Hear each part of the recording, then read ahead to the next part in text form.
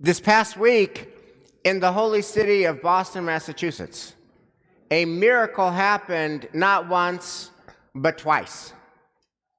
And that is that on Tuesday night and Wednesday night of this week, Paul McCartney, who is 11 days shy of 80 years old, played before a full house at Fenway Park. And he sang for over 2.5 hours. He played 30 songs, old and new, and he had the entire crowd completely captivated from beginning to end for 2.5 hours. Did I mention that he is 80 years old? Now, how does that happen that an 80-year-old has the energy, the charisma, and the voice to hold that big of a crowd for that long of a time? And when you think about it, a lot of the stuff that he was singing, the Beatles repertoire, he has been singing for 60 years. He sang, "Hey Jude," "Can't Buy Me Love," "Obladi Oblada."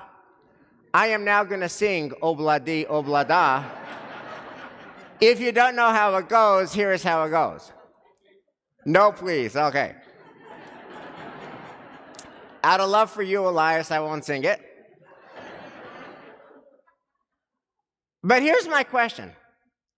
How could he sing the same songs, "Hey Jude," for 60 years with fresh energy? Can you do that? Not "Hey Jude," but can you do the same thing for 60 years with fresh energy? Could I, for example, give the same sermon for 60 years with fresh energy? Could you hear the same sermon for 60 years with fresh energy? How does anybody do anything for 60 years with fresh energy? It's a real question, not a rhetorical question. And then here's the other thing about Paul McCartney's concert that's so remarkable to me. How does somebody who has weathered all that he has weathered, somebody who has lost all that he has lost, still radiate out song, hope, and optimism? This was one of the reviews that talked about his tribute to the Beatles. The emotional highlight of the evening was a pair of nods to his late bandmates, John Lennon and George Harrison. McCartney performed Harrison's classic "Something" on ukulele before the full band kicked in, and movingly sang "Here Today," a song about the final conversation that he never got to have with Lennon, who was murdered in 1980. So Paul McCartney embodies this resilience, this ability to roll through the years and still sing with fresh energy at the age of 80. He rocks on. And my question to us, how do we do that? How do we do our own version of that? How do we rock on in our own quieter way? How do we not lose our edge? How do we not lose our love of life? How do we not get beaten down by life? How do we keep on singing?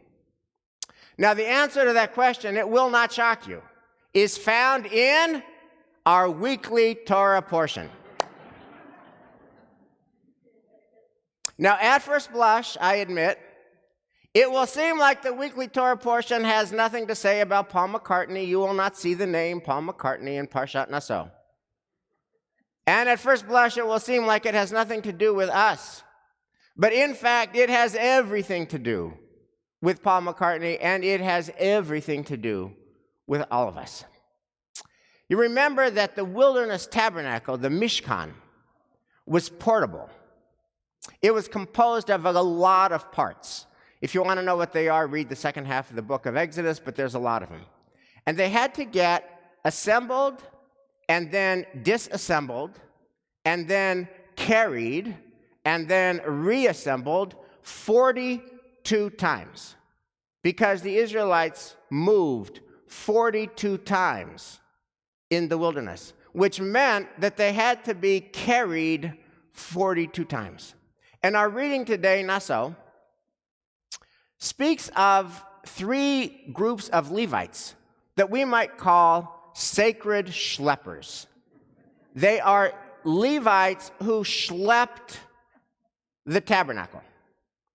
And if you're ever playing biblical Trivial Pursuit, and the question is, name those families, the answer is the Merarites, the Gershonites, and the Kohathites. They were the sacred schleppers. But there is a very important difference between them, and that's where the gold is buried in this portion.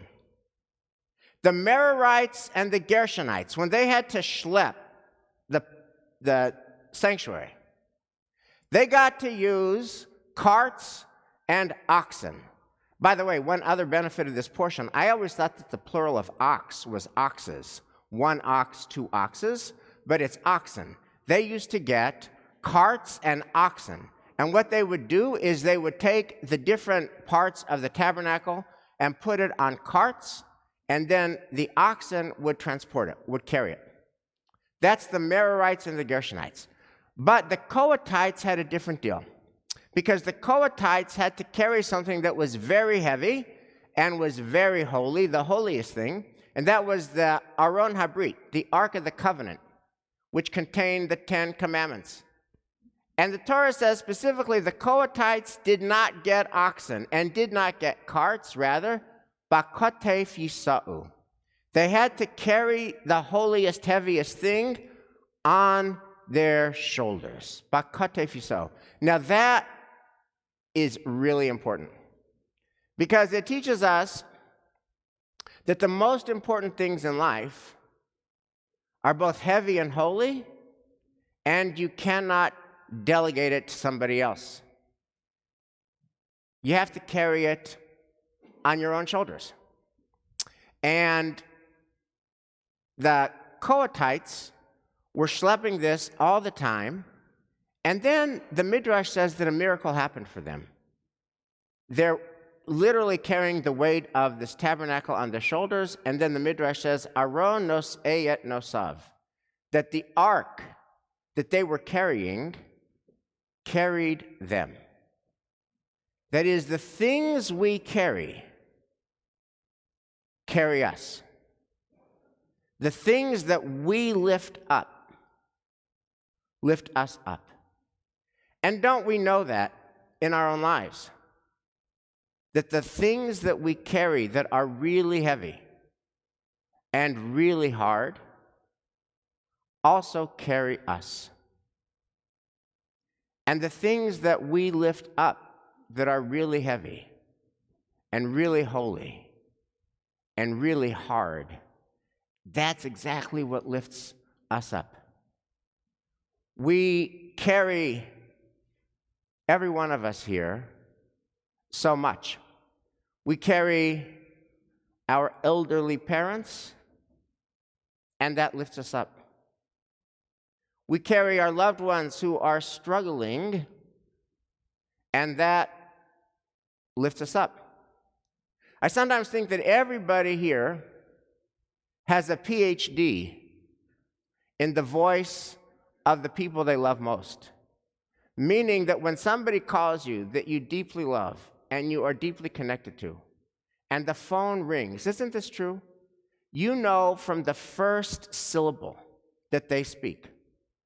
You know from the sound of their voice. You know from the timbre of their voice. You know before they've said hello exactly how they're doing. You have a PhD in their voice.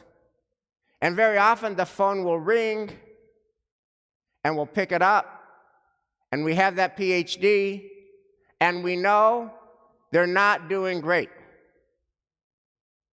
And then it's our job to listen. And it's our job to absorb hardness. And it's our job to absorb sadness. And that's Kohathite. You can't find an ox for that. You can't find the cart for that.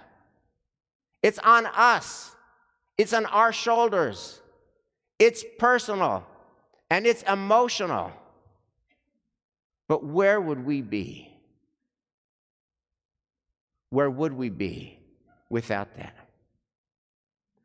Where would we be without somebody who needs us to absorb their sadness? The things we carry us. And I think that it's that midrash, Aron Noseyet Nosav, that explains the secret to Paul McCartney's longevity.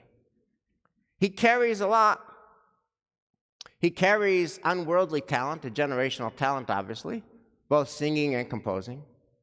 He carries that he is the voice of the Beatles and their legacy lives on through him. He carries that.